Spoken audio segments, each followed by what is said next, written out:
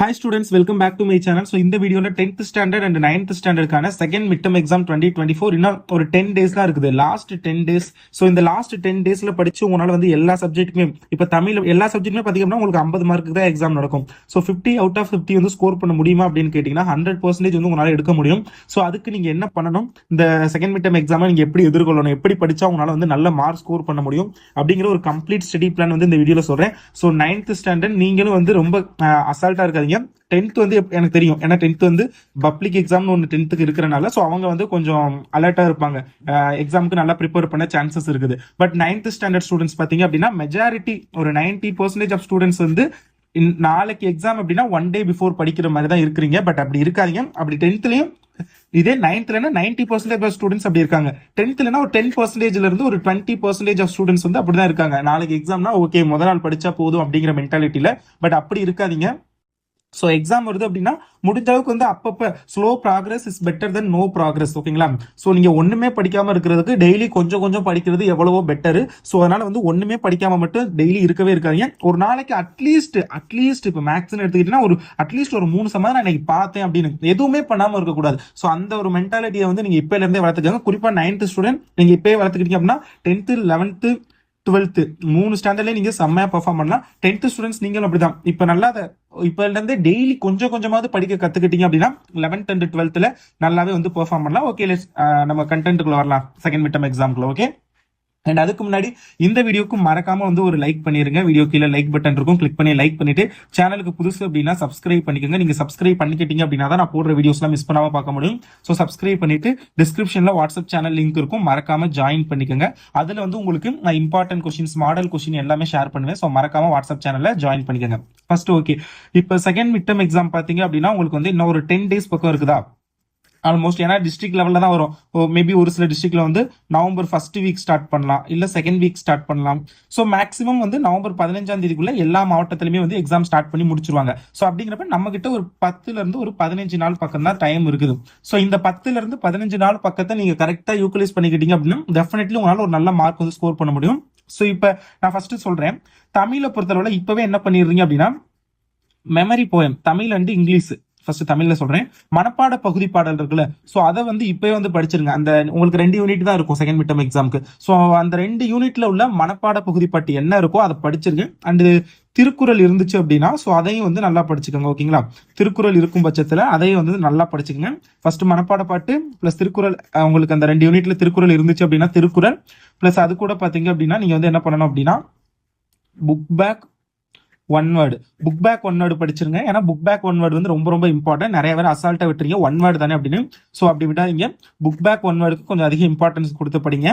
Next book back one வேர்டும் படிச்சிட்டீங்க அப்படின்னா next என்ன பண்ணணும் அப்படின்னா நம்ம சேனல் வந்து இம்பார்ட்டன்ட் கொஸ்டின்ஸ் அப்லோட் பண்ணுவேன். 2 மார்க்கு, 3 மார்க்கு, 5 மார்க்கு, 8 மார்க்கு, குருவினா சிறுவினா நெடுவினா எல்லாமே அப்லோட் பண்ணுவேன். ஸோ அந்த இம்பார்ட்டன்ட் கொஸ்டின்ஸை வந்து 1 by 1 படிக்க ஸ்டார்ட் பண்ணுங்க. ஓகேங்களா?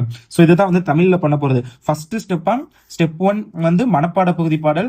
ஸ்டெப் 2 என்ன பாத்தீங்க அப்படின்னா திருக்குறள் இருந்துச்சுன்னா திருக்குறள். ஸ்டெப் 3 வந்து புக் பேக் ஒன் வேர்டு. இது 3 படிச்சீங்க அப்படின்னாவே ஆல்மோஸ்ட் ஒரு 20 மார்க் பக்கம் ரெடி ஆயிருவீங்க. ஓகேங்களா? பேலன்ஸ் உள்ளதுக்கு தான் இந்த குருவினா சிறுவினா நெடுவினா எல்லாம். ஸோ இதுக்கு நீங்க எங்கேயும் தேட தேவையில்ல, நம்ம சேனல் அப்லோட் பண்ணியிருக்க இம்பார்ட்டன்ட் கொஸ்டின்ஸ், மாடல் கொஸ்டின் அதை மட்டும் படிச்சாவே போதும். நீங்க எக்ஸ்ட்ரா வேற எதுவும் பண்ண தேவையில்லை. ஓகேங்களா? ஸோ அதை பாத்துக்கோங்க. ஸோ அடுத்தது பாத்தீங்க அப்படின்னா இங்கிலீஷ்.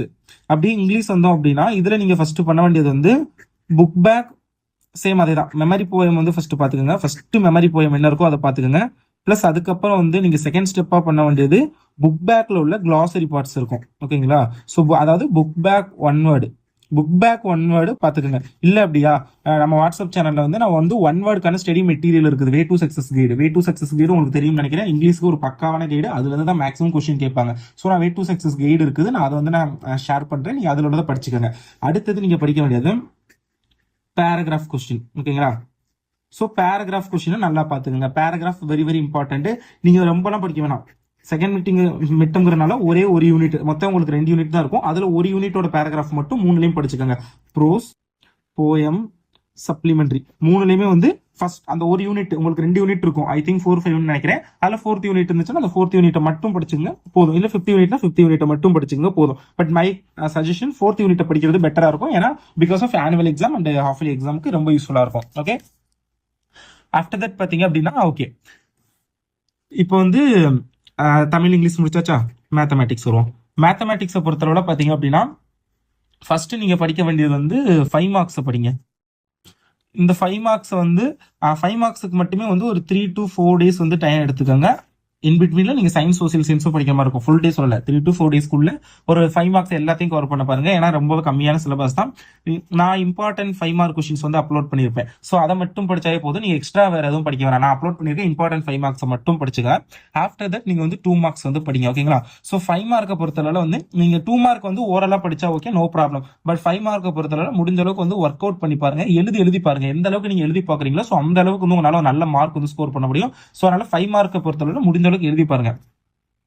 சயின்ஸை பொறுத்தவரை பாத்தீங்க அப்படின்னா நீங்க ஃபர்ஸ்ட் படிக்க வேண்டியது பிசிக்ஸ்ல உள்ள ப்ராப்ளம்ஸ், இயற்பியல் பகுதியில் உள்ள ப்ராப்ளம்ஸ் இருக்கும், கணக்கீடுகள். ஸோ அதெல்லாம் வந்து படிங்க. ஏன்னா கம்பல்சரி கொஸ்டின் வந்து உங்களுக்கு ப்ராப்ளம் தான் கேட்பாங்க. ஸோ அதை வந்து படிங்க சயின்ஸ்ல. ஆஃப்டர் தட் நான் அப்லோட் பண்ணியிருக்கேன் important 7 mark question, 4 mark question, 2 mark question படிங்க. அண்ட் புக் பேக் ஒன் வேர்டை பொறுத்தவரை மேக்ஸ்லையும் book back one word. Book back one வேர்டில் சயின்ஸை பொறுத்தவரை உங்களுக்கு ஃபில் இன் த பிளான்ஸ் இருக்கும், சூஸ் தி பெஸ்ட் ஆன்சர் இருக்கும், மேட்ச் த ஃபாலோவிங் இருக்கும். எல்லாத்தையுமே நல்லா படிங்க. ஓகேங்களா? ஸோ இது எல்லாமே ரொம்ப ரொம்ப இம்பார்ட்டன்ட். ட்ரூ ஆர் ஃபால்ஸாகவும் இருக்கும், அதெல்லாம் பார்த்துக்கோங்க. அண்ட் எஸ்எஸ் சோசியல் சயின்ஸ் வந்தோம்னா same book back one word நல்லா படிச்சுக்கோங்க. அதில் கிவ் ரீசன் இருக்கும், தலைப்பு வினா இருக்கும், so choose the best answer, match the following எல்லாமே நல்லா பார்த்துக்கோங்க. அப்புறம் டிஸ்டிங்யூஷ் பிட்வீன் கொஸ்டின் வந்து பாருங்க, வேறுபடுத்துக. ஸோ அது வந்து நல்லா பார்த்துக்கோங்க, ரொம்ப ரொம்ப இம்பார்ட்டன்ட்.